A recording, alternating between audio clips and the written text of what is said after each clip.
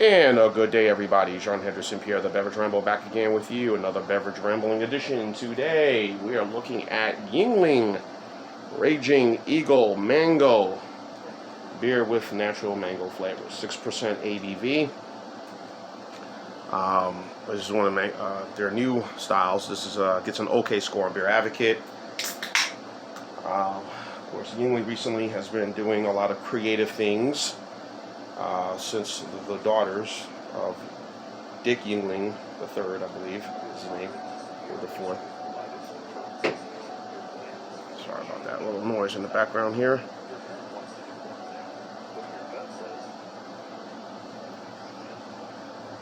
Alright, there you go. Anyway, it says on the website it calls it a Pils.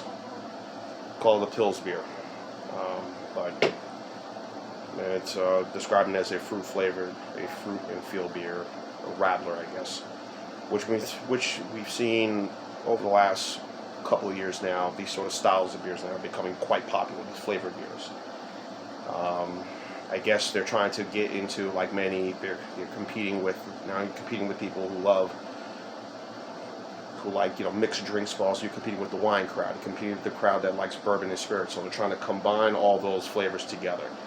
Of course, we're in the rage of the new hard seltzer and these new popular health things that when people want everything fruit, just want to be health conscious. Nothing wrong with that.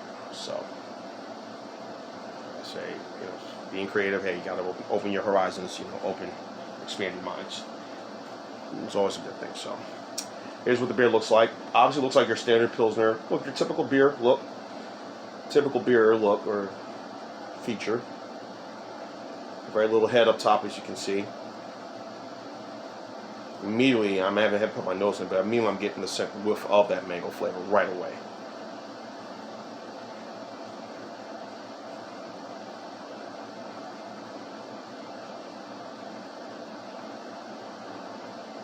Of course, DJ Yuengling, of course, the oldest brewery in America. They've done it the right way. Slowly have, started as a local brewery and slowly have expanded. Of course, like many during Prohibition, had to diversify their business. Started doing ice cream and soft drinks and things like that. And then once Prohibition ended in 1933, of course, they, with many, wanted to thank President Roosevelt for ending Prohibition, and they sent him a case of not just their traditional lager, but I think of Lord Chesterfield ale as well, thanking him for all he's done. And of course, the rumor has it that he was doing a nice dance when he sampled the Lord Chesterfield ale. So here we go.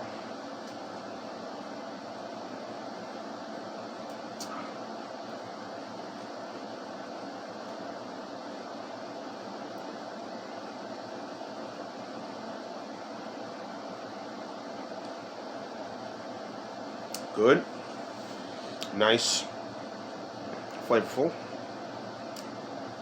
Definitely the mangoes are right there present in this.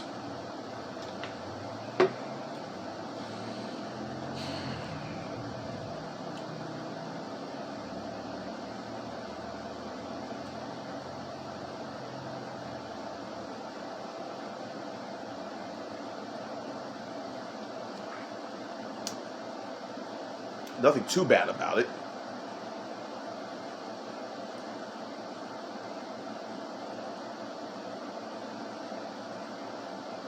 It's really on point.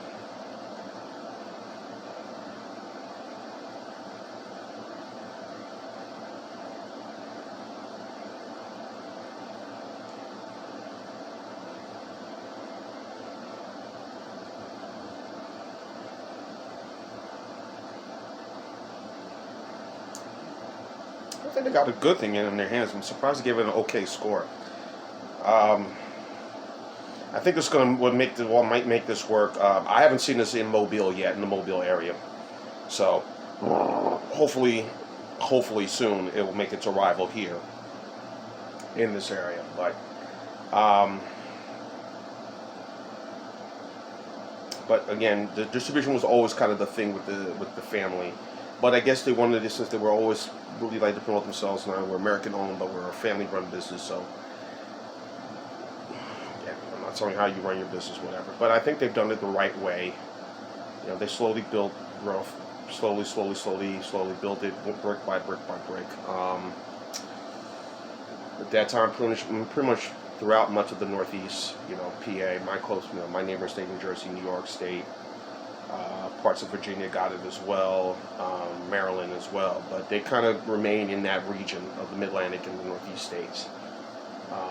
So by 1998, they had bought the Old Strolls Brewery in Tampa, and wanted to get into now reach, you know, the Southeast market, you know.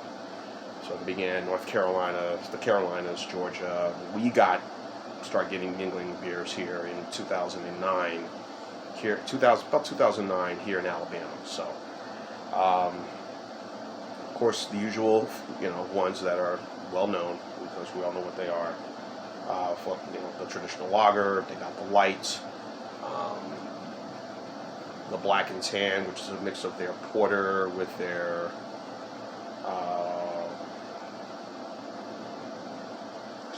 porter beer mixed with their premium lager. So those are probably the three common ones that we get. I do not get the Lord Chesterfield Ale. We do not get the premium or the premium light. We do not get their porter.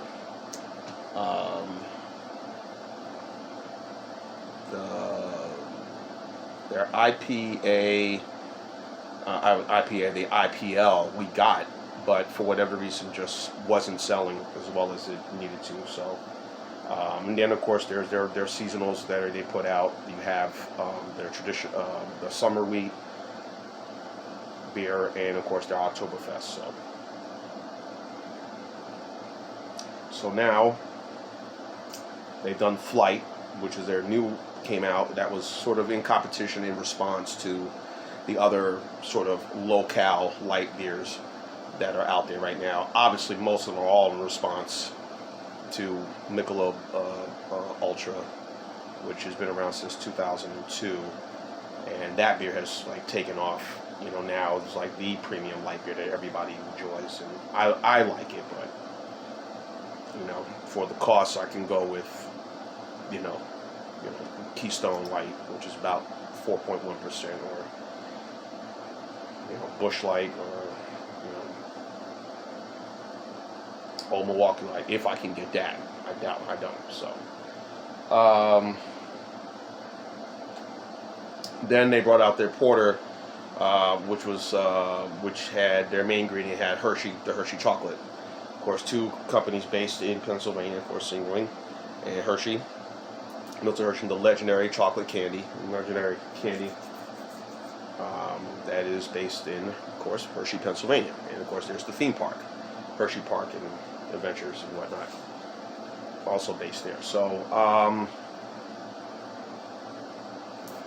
those are probably the ones that are reaching. So they really have the daughters, since they've taken over, have really been trying to flex their muscles. Saying we're gonna open it up. We're gonna be creative. We're gonna try some new things, and we'll keep what we know is popular. We're not gonna deviate from that, but we're gonna open our horizons to some different ideas, some different things we're gonna try out. And so far, it's worked. I think the response for the Hershey's, the Yuengling Porter with the Hershey chocolate has been very well received.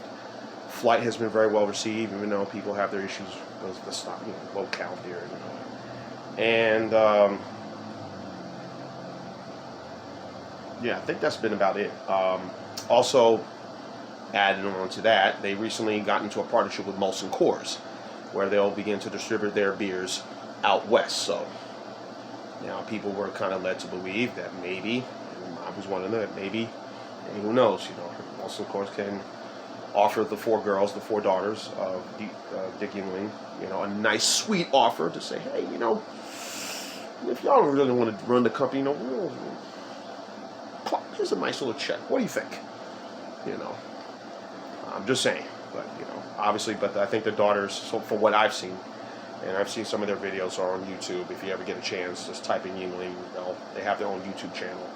I think they're pretty committed in wanting to keep the business running as long as they need to. So, and sticking in, keeping it with the family. So, but again, you never say never. But I'm enjoying this. Again, we know who they're trying to target is that guy or gal who may not be a big beer drinker, but like things kind of easy, mild, not too heavy. You know, or into the mixed drinks crowd. You know, this is probably for them. And it's nice. It's not overly strong, 6%. I think it's just right. It was good. I think super cold, obviously, is where I'm having mine.